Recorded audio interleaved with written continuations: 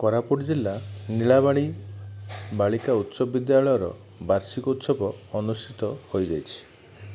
କୋରାପୁଟ ଜିଲ୍ଲା ଆନ୍ଧ୍ର ସୀମାନ୍ତ ନୀଳାବାଡ଼ିଠାରେ ଥିବା ଏକମାତ୍ର ପୁରାତନ କନ୍ୟାଶ୍ରମର ବାର୍ଷିକ ଉତ୍ସବ ଧୁମଧାମରେ ପାଳନ କରାଯାଇଛି। ଏହି ଉତ୍ସବରେ ମୁଖ୍ୟ ଅତିଥି ଭାବେ କୋରାପୁଟ ଜିଲ୍ଲା ପରିଷଦ ଅଧ୍ୟକ୍ଷା ସୁଶ୍ରୀ ସସ୍ମିତା ମେଲକା ମୁଖ୍ୟ ଅତିଥି ଭାବେ ଯୋଗ ଦେଇଥିଲେ।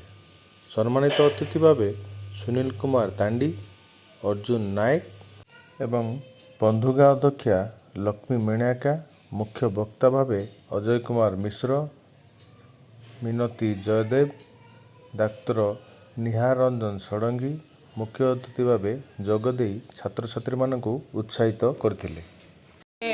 प्रत्येक वर्ष मुझे वार्षिक उत्सव जोग देवाक आसी थाए। जेहेतु मुझे विद्यालय प्रथम रु दशम पर्यंत पाठ पढ़ी निहाती भाव में आज गर्व एवं गौरव लगे। जो टीचर मैंने अच्छा स्टूडेंट मैंने अच्छा कामना कर भी आगामी दिन में एमती ए स्कूल माने जड़े जड़े पिला बाहर एवं ए स्कूल ना रखु से मोर कामना रही।